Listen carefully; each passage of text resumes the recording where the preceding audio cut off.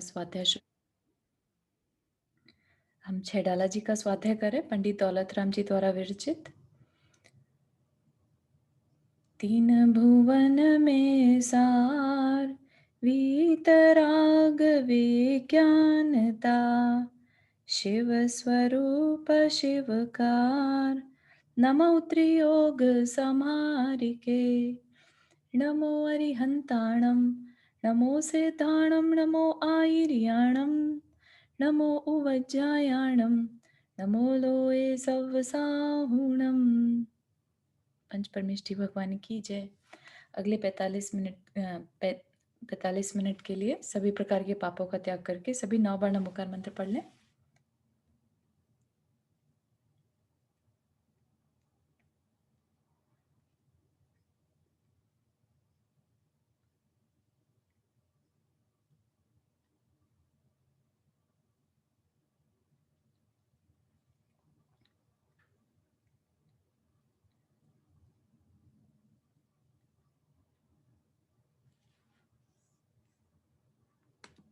तो यहाँ पर हमारी इस क्लास में लास्ट जो छठी ढाल है वो चल रही है, और छठी ढाल में हम पढ़ रहे हैं मुनियों के बारे में, या ये कह लीजिए कि उत्कृष्ट चारित्र कैसा होना चाहिए, है ना। हम नहीं कर पा रहे वो एक अलग बात है, लेकिन क्योंकि मोक्ष मार्ग का जो रास्ता बताया है, मोक्ष का रास्ता बताया, मोक्ष मार्ग वो कैसे बताया, सम्यक दर्शन ज्ञान चारित्राणी, है ना। सभी ने पढ़ा होगा, तत्वार सूत्र का पहला सूत्र है।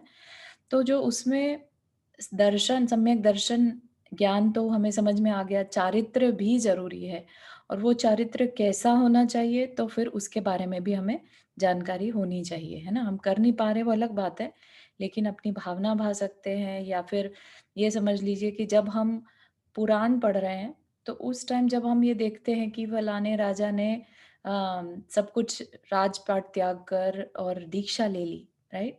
तो दीक्षा ले ली तो उसने क्या किया दीक्षा लेके, है ना। तो उस चीज की जानकारी हमें इस चीज से यहाँ पर पढ़ने से हो रही है, ठीक है ना। तो और कल को अगर हमें वैसा कुछ करना है और अपना कल्याण करना है तो हमें भी यही मार्ग लेना पड़ेगा, चाहे हम अभी किसी भी नेक्स्ट गति में जाएं। लेट से अगर हमें दोबारा से मनुष्य गति मिलती है, मनुष्य आयु मिलती है, तो हम फिर से क्या अपने लिए भावना भाएंगे कि हम जब भी पॉसिबल हो हम रत्नत्रय, मतलब कि तीनों का पालन कर पाए, सम्यक दर्शन ज्ञान और चारित्र, है ना, यानी कि मुनि बन पाए और अपना स्त्री पर्याय जो है उसे हम छेद पाए। ऐसे नहीं कि इसी में ही पड़े रहे, है ना। तो वो भी हमारे लिए जरूरी है, स्त्री पर्याय छोड़ना। तो उस चीज को देखकर हम सीख रहे हैं और अंदर में भावना भाएंगे कि देखने वाली चीज ये है ना कि किस तरह से कल्याण होता है ना। पांचों पापों के लिए उन्होंने महाव्रत ले लिया, तो महाव्रत ले लिए, जब पाप ही नहीं बंधेंगे और जो बंधे हुए कर्म है वो छूट रहे हैं, तो ऑफ कोर्स जीव का कर्म के साथ जब संबंध टूट जाएगा तो मोक्ष होगा, है ना। लेकिन उसके लिए कितनी मेहनत करनी पड़ रही है, एकदम संयम पूर्वक रहना है। संयम किस चीज का, इंद्रिय संयम, है ना। तो वो चीज देखने वाली है, फील करने वाली है। इससे क्या है कि जैसे हम मुनि कहें, साधु कहें, तो हमारे अंदर एकदम एक क्लियर पिक्चर बन जानी चाहिए कि कैसे होते हैं मुनि, किस तरह से उनका झूठ ना बोलने का महाव्रत है, सत्य महाव्रत, कि किसी को बुरा लग जाए ऐसा सत्य भी नहीं बोलते, ऐसा सच, है ना। या किसी की जान चली जाए ऐसा सच भी नहीं बोलते। अगर उसको बचाने के लिए किसी को झूठ भी बोलना पड़े तो फिर वो झूठ बोलने को भी तैयार है, क्योंकि किसी की जान बच रही है, ठीक है। तो इतनी सारी चीजों को ध्यान में रखकर अगर आज हम हमें कोई मुनि महाराज या कोई साधु मिलते हैं तो हम उन पर पूरा भरोसा कर सकते हैं कि ये जो भी बात कहेंगे हमारे कल्याण के लिए कहेंगे, क्योंकि वो खुद अपने आत्म कल्याण के लिए आगे बढ़ रहे हैं, है ना। तो जब हम पंच परमेष्टि का ध्यान करते हैं, जब हम ये कहते हैं कि नमो लोए सब साहुणम, सोचिए आप, उस समय हम लोक के, लोए मतलब लोक के सब सारे साधु को हमारा नमस्कार, ठीक है। तो उन साधुओं में सारे जो द्रव्यलिंगी साधु हैं वो भी आ गए, ठीक है ना। खाली भाव से ही जो साधु हैं वो ही नहीं, द्रव्यलिंगी साधु भी आ गए। तो साधु इतनी बड़ी चीज हो जाती है कि 5 परमेष्ठी में उनका नाम आने लगा, है ना। तो इसी वजह से वो अपने कर्मों को आगे चलकर काट पाते हैं, क्योंकि वो बड़ी चीज़ पे काम कर रहे हैं, छोटी नहीं। तो हम उन पर अपने कल्याण के लिए, वो अपने कल्याण के लिए लगे हैं। तो जो भी उपल नाव होती है, जो हमने एक शुरू में जाना था ना कि अ, जो मिथ्या दृष्टि है या द्रव्यलिंगी साधु है, वो एक तरह से उपल नाव की तरह है, जो खुद भी डूबता है और दूसरे को भी डुबाता है। और हमें जो, ये समझ लीजिए कि लेट्स से हमें जो साधु मिले वो भावलिंगी ही हैं, तो हम उन भावलिंगी साधु के सपोर्ट से अपनी संसार सागर से पार हो सकते हैं। वो हमारे लिए गुरु हैं, है ना? गुरु ही संसार सागर से पार उतार सकते हैं। ठीक है, तो इतनी सारी चीज़ों की वजह से हम ये बात को समझ रहे हैं कि मुनि करते क्या हैं, ठीक है? तो हमने क्या पढ़ लिया था पहले, 5 उनके महाव्रत पढ़े थे, फिर अब हम 5 समिति पढ़ रहे थे, ठीक है? 5 समिति में भी हमने क्या पढ़ ली थी? ईर्ष्या समिति, कि वो देख कर गमन करेंगे, चलेंगे तो देख कर, 4 हाथ आगे की ज़मीन को देख कर, ताकि उनके द्वारा कोई किसी प्राणी को तकलीफ ना हो, है ना? और अब ऐसे घूमने के पर्पज़ से नहीं जाएँगे, ज़रूरत पड़ी तभी जाएँगे, है ना? तो पूरा कंट्रोल है, क्योंकि इंद्रियों पर, और महाव्रत ले रखा है, राइट? अहिंसा महाव्रत ले रखा है। तो कोई भी कारण उनकी तरफ से नहीं बनना चाहिए कि किसी जीव का घात हो जाए, है ना? तो उसमें फिर हम भाषा समिति देखी थी सेकंड, जिसमें कि वो बोलेंगे तो अच्छा बोलेंगे। अच्छा बोलेंगे मतलब हित-मित प्रिय बोलेंगे, मन को अच्छा लगने वाला कल्याणकारी भाषा बोलेंगे। तीसरा हमने देखा था ऐष्णा समिति। ऐष्णा समिति में क्या था? आहार लेना, शरीर को चलाने के लिए और तप को बढ़ाने के लिए, है ना? शरीर को किस लिए? शरीर को सिर्फ साज-संवार के लिए नहीं करना कि भई अच्छा आहार मिल जाए हमें किसी तरह से।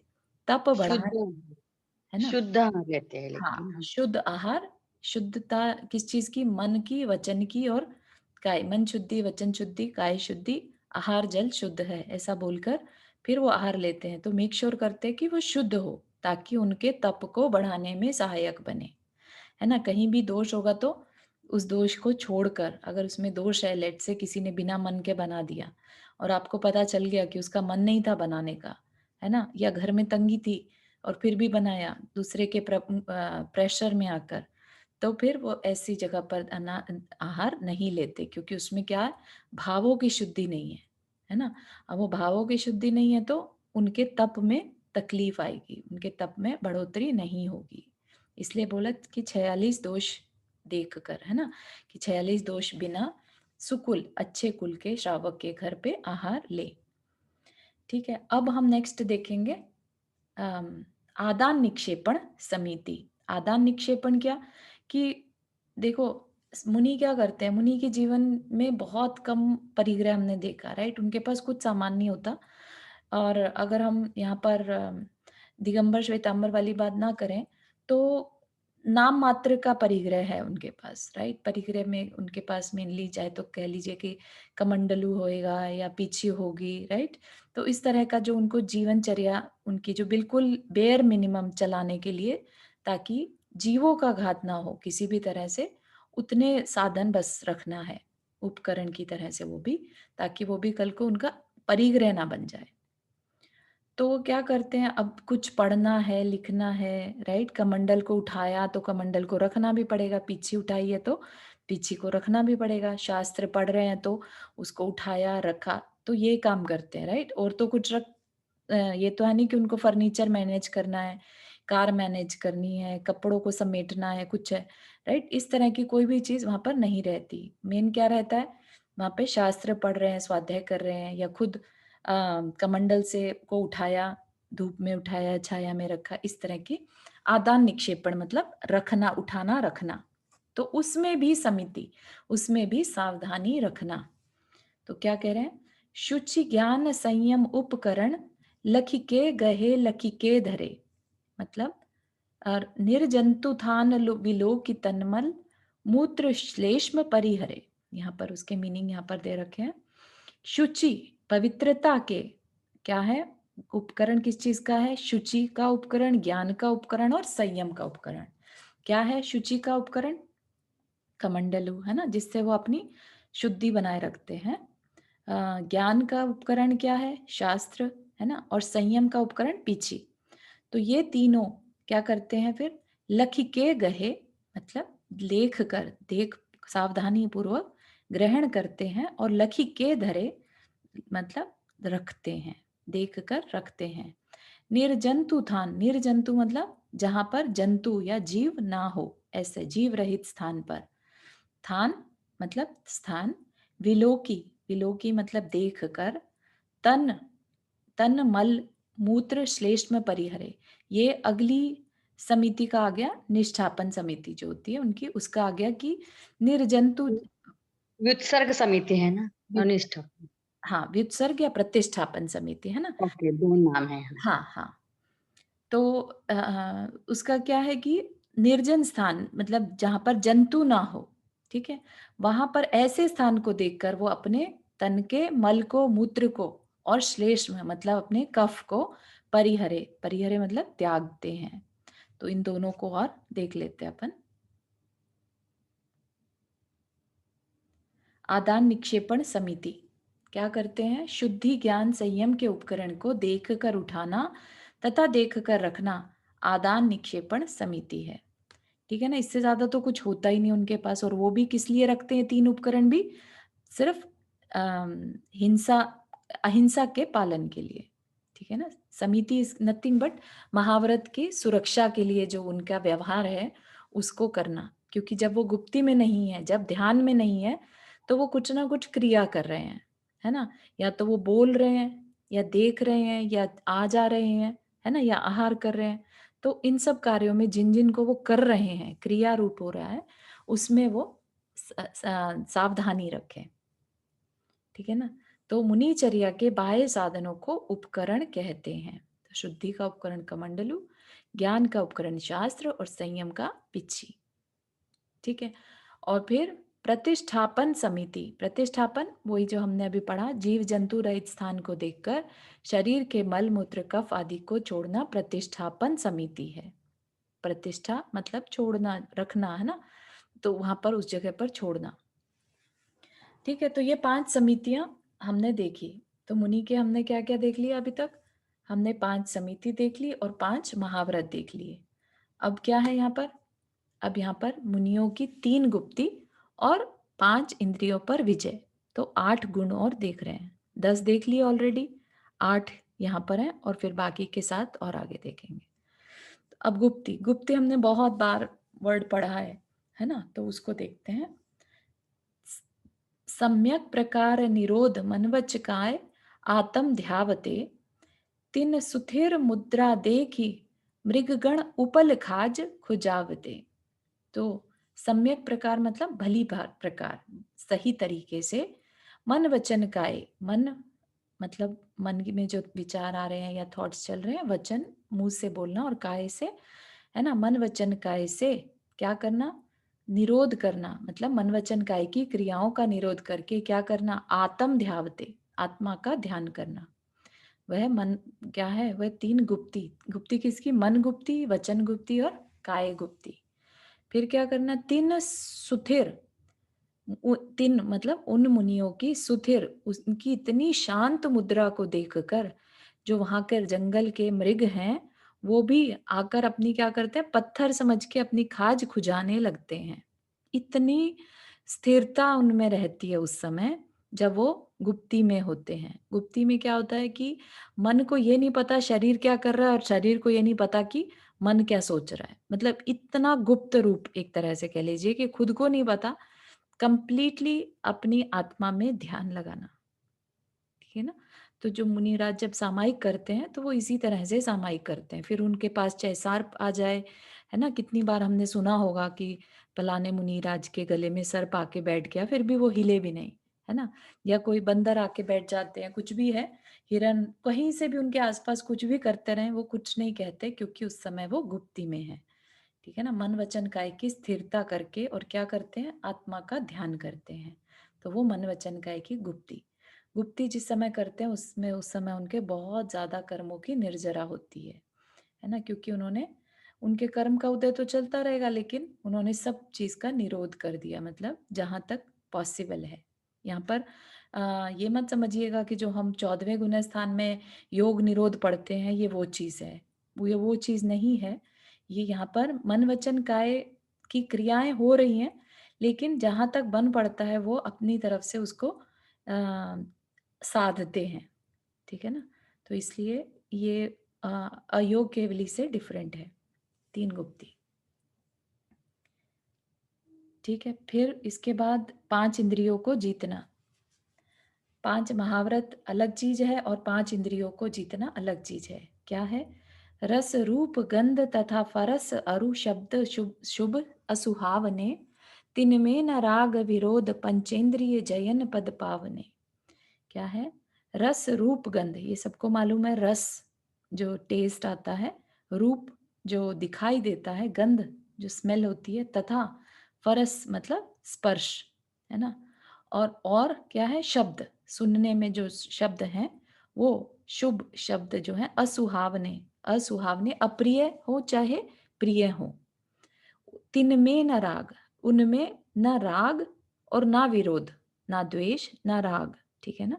पंचेंद्रिय, पंचेंद्रिय जयन, 5 इंद्रियों के जीतने के लिए, है ना? 5 इंद्रियों को जीतने वाला पद प्राप्त करते हैं।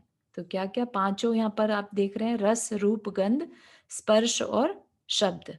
पाँचों आ गई ना, पाँचों इंद्रियाँ आ गई यहाँ पर। और चाहे वो अच्छे हो रस, सबके ऊपर लगा लेना इसको, शुभ और अशुभ, है ना? चाहे वो रस अच्छा हो, बुरा हो, रूप अच्छा हो, बुरा हो, गंध अच्छी हो, बुरी हो, है ना? ऐसे ही स्पर्श अच्छा हो या बुरा हो, शब्द जैसे भी हो। तो इन सब में अच्छे बुरे में समता रखकर, तिनमें न राग विरोध, ना राग ना द्वेष, ऐसी भावना के साथ वो क्या करते हैं, इस तरह से पंच इंद्रिय, 5 इंद्रियों के जो विषय हैं उन पर विजय प्राप्त कर लेते हैं। तो करने वाले कौन? हमारे जैसे ही मनुष्य हैं, लेकिन इतना संयम अंदर में कि कोई उनको गाली के दे के चला जाए तो भी कुछ नहीं कहेंगे, है ना? ये हमने देखा अभी।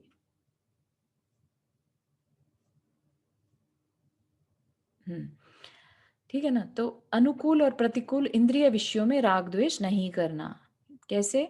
स्पर्शन, है ना? कुछ चीज उनको छूने का इंटरेस्ट या कुछ टच हो गया तो मैं उनको एक ऐसा चीज नहीं। एक चीज पूछ सकती हूँ, अपन ने जैसे मन और काया की तो बताया, वचन के लिए क्या बोला?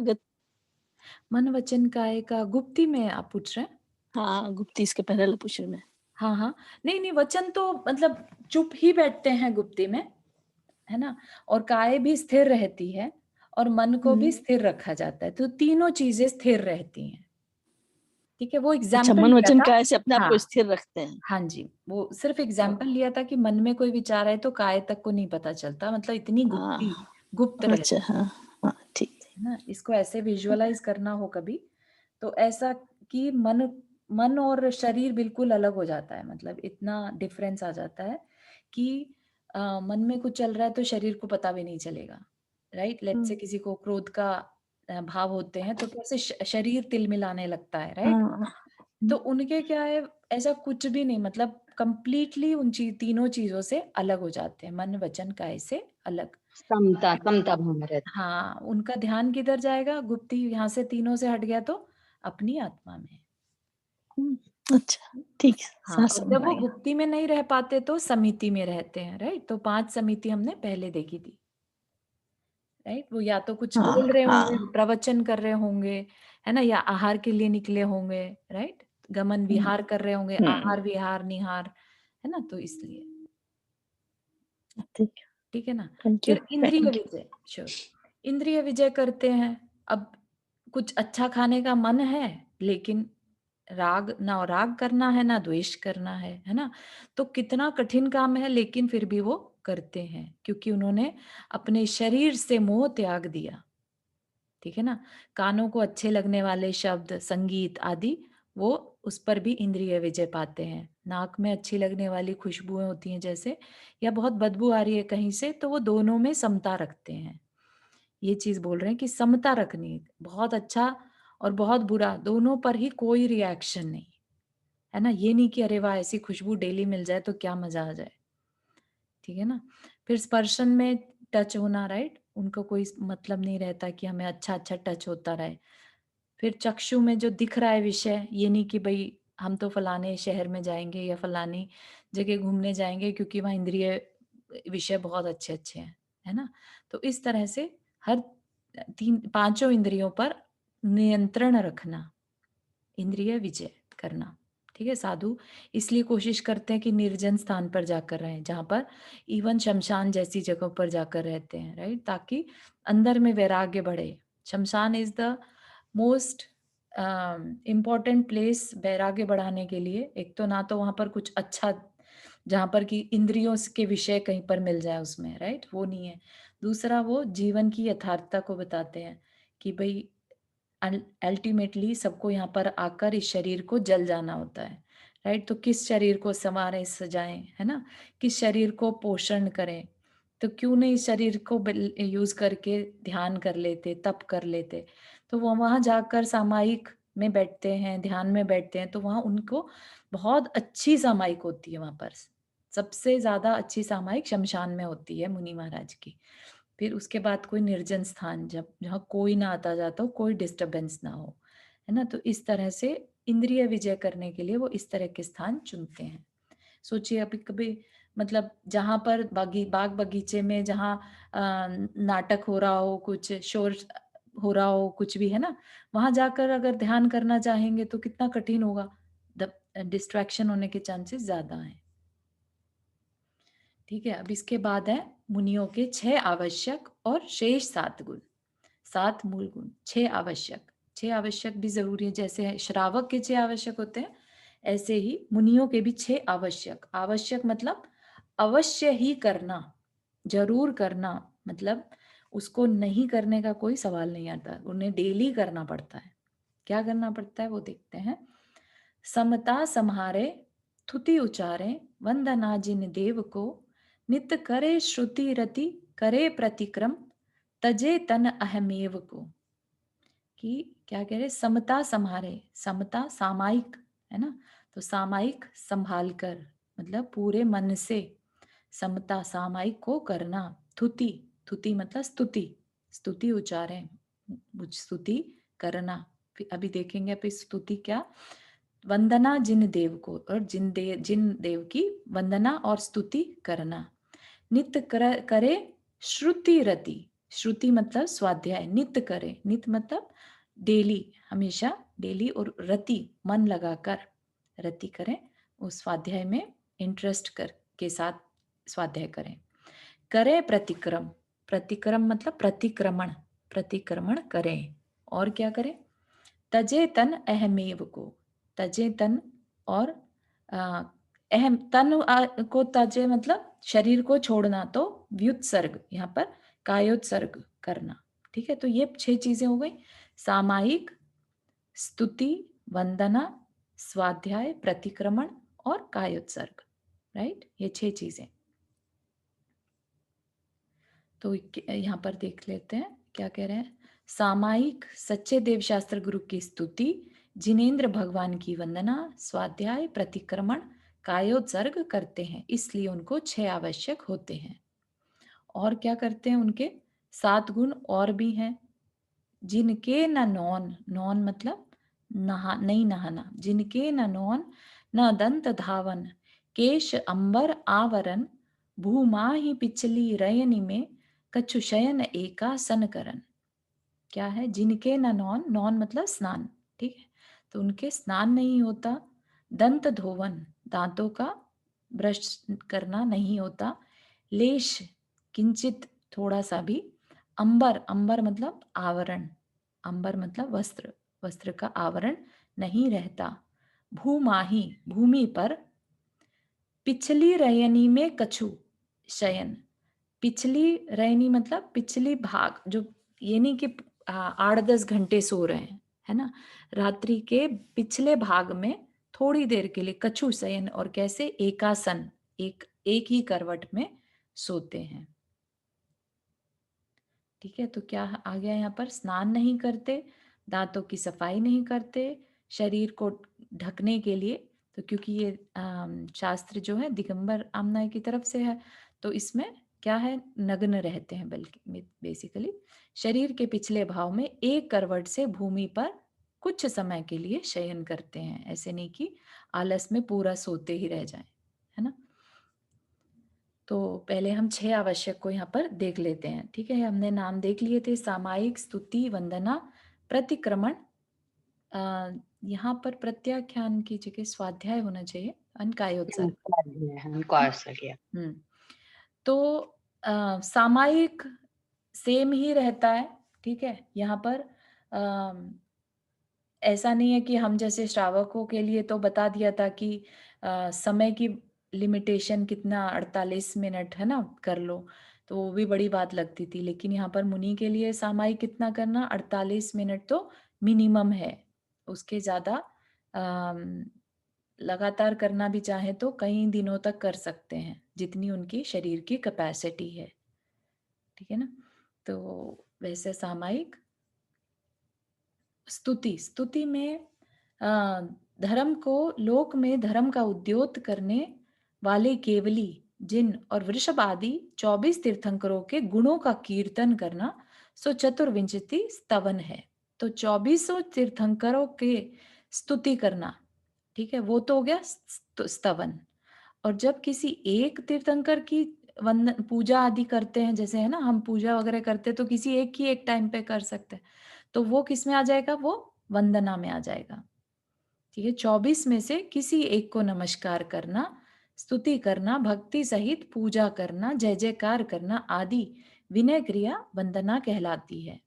तो ऐसा नहीं है कि मुनि पूजा नहीं करते, मुनि भाव पूजा करते हैं। स्तुति और वंदना में क्या अंतर बताया आपने? स्तुति में 24 भगवान का एक साथ स्तवन करना, है ना, और हाँ। वंदना में किसी एक तीर्थंकर की स्पेशल भक्ति कह लीजिए। अच्छा। हाँ।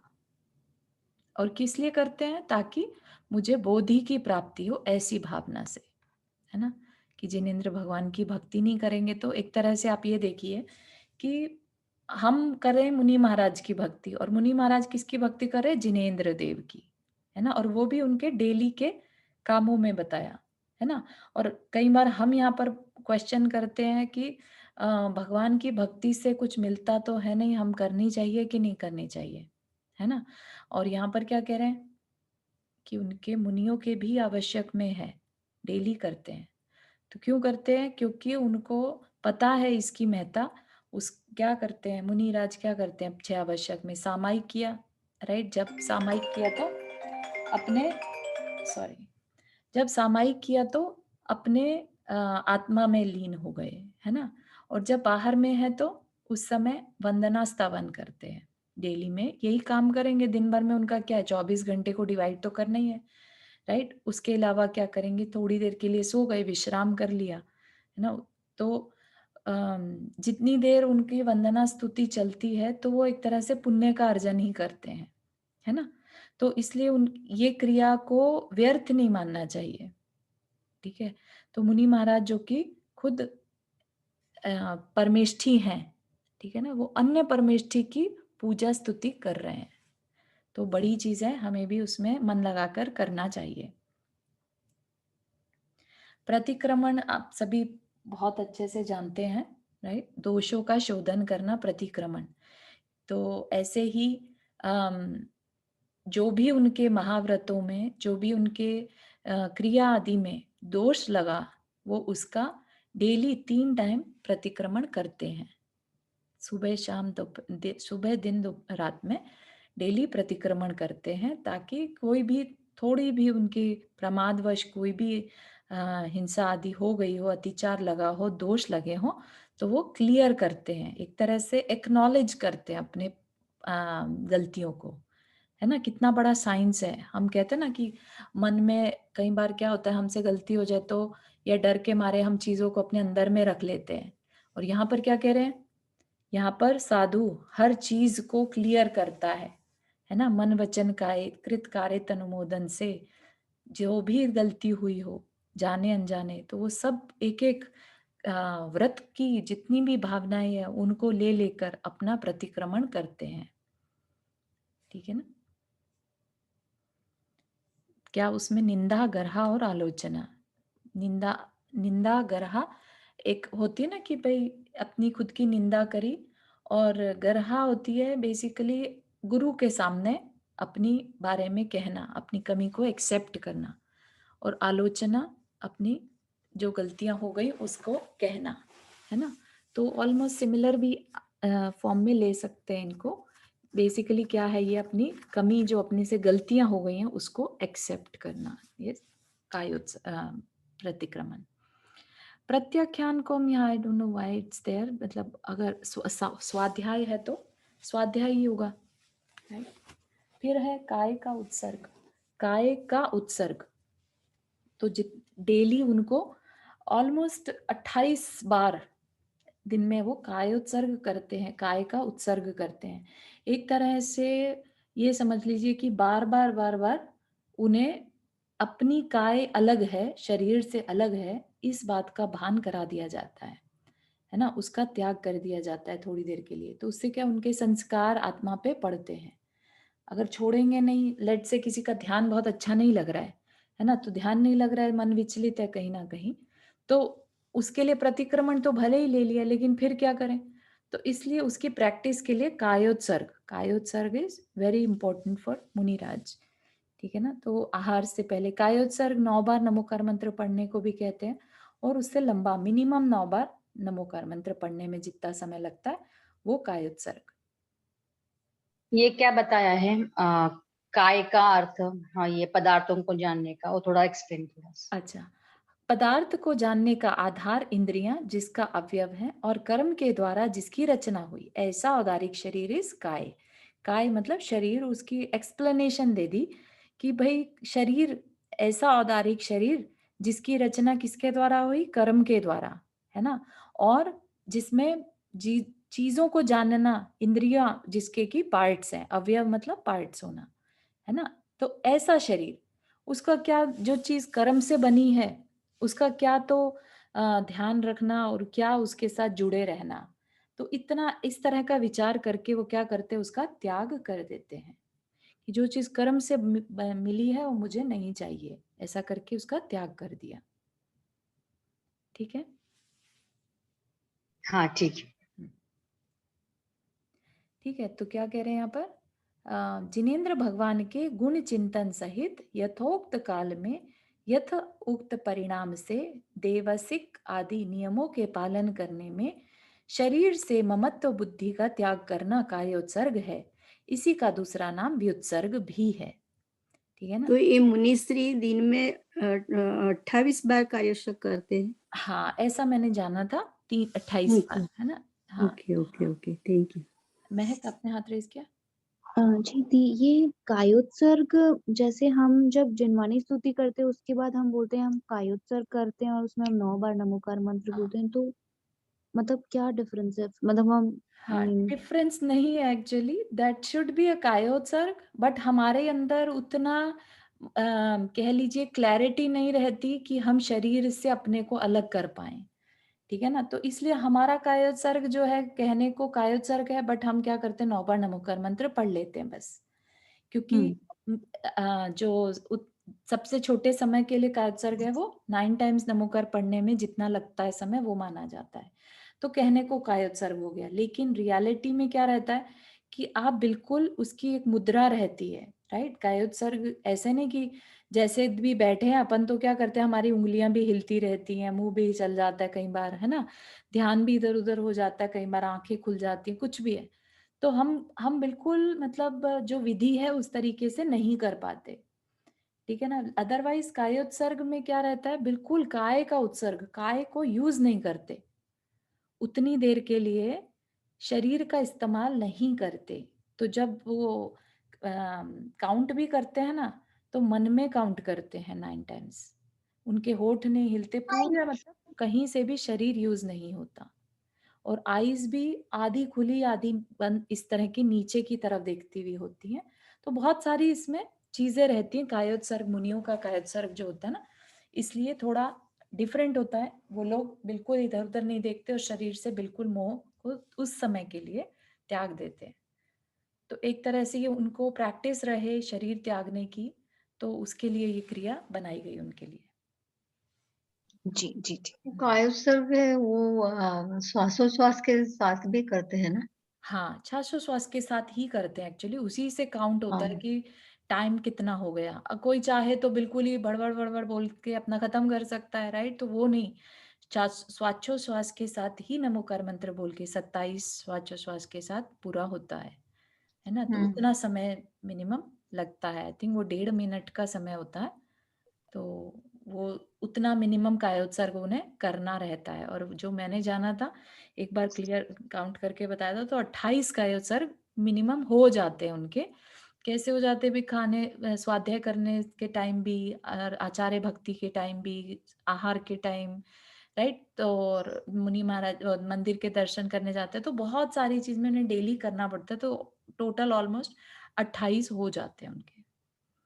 तो 28 तो ये टाइम्स तो ये शुल्लभ जी से आचार्य तक सब करते हैं? सबको करना है। हाँ, साधु जहाँ पर भी हैं वो सब इसका पालन करते हैं। या और एक साधु साध्वी सभी, माता जी भी सभी को करना है? एक कायोत्सर्ग में 27 मिनट 27 सांस हो जाती है 27 सांसें हो जाती वन एक में।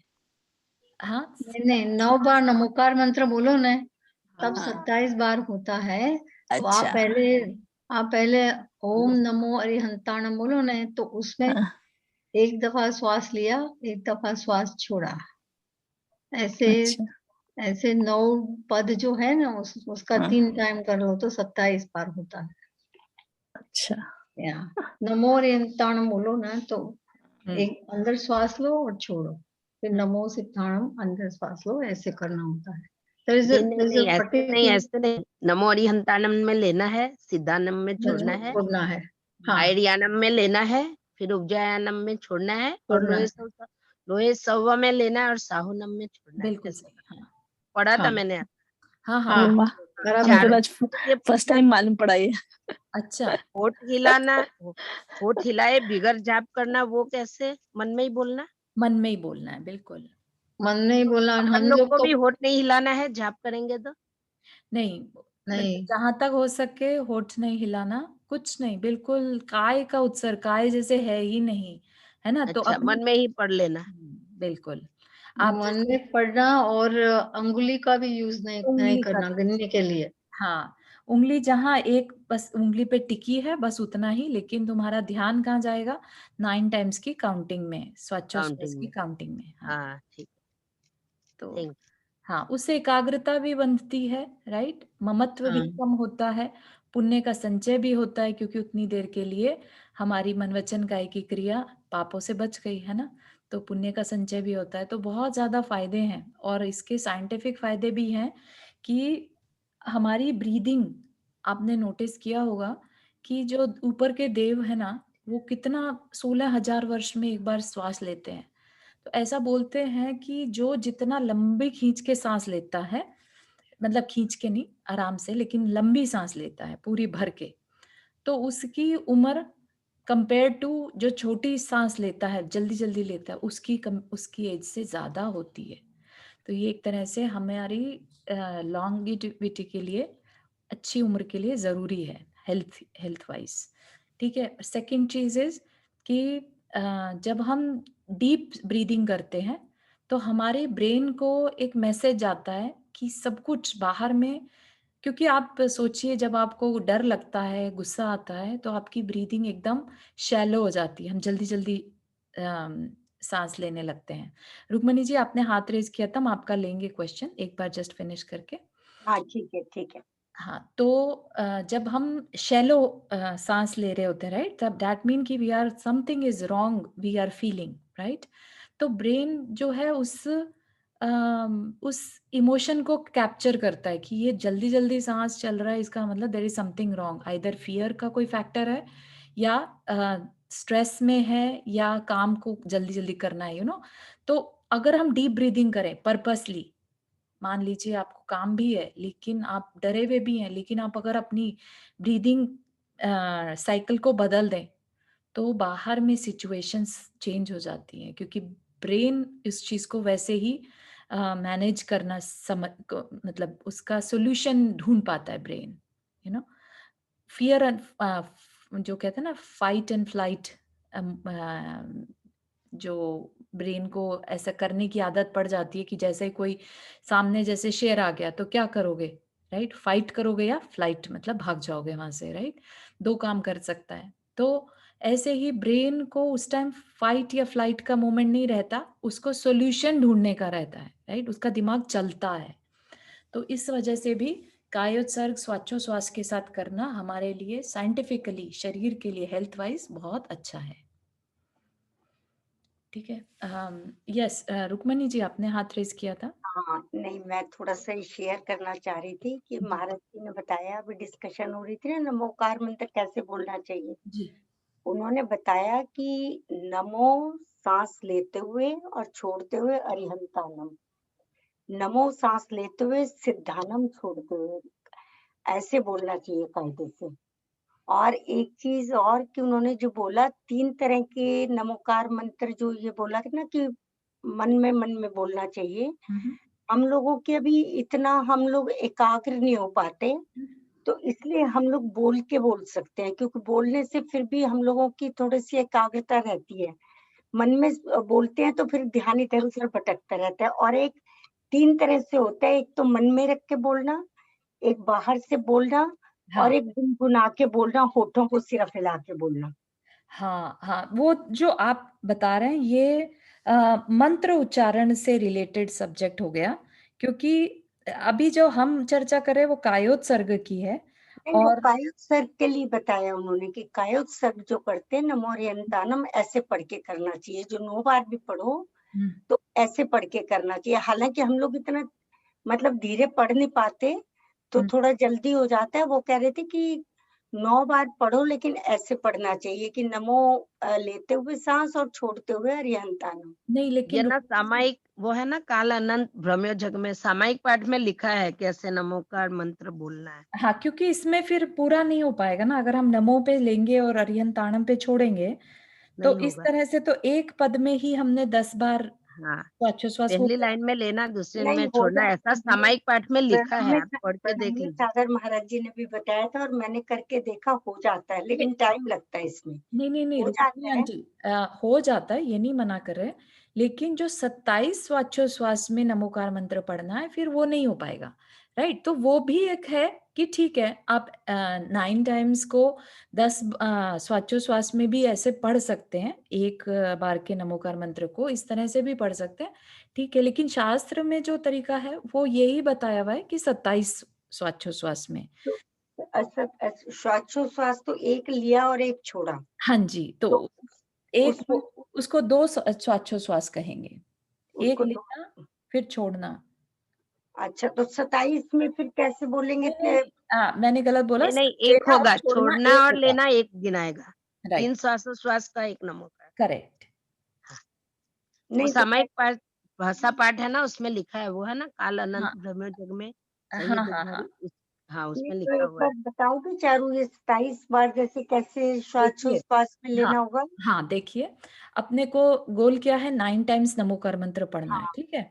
अब पहला नमोकार मंत्र में 5 पद हैं, ठीक है। हम्म, तो नमो अरिहंताणम बोला तो सांस लिया, अच्छा, ठीक है।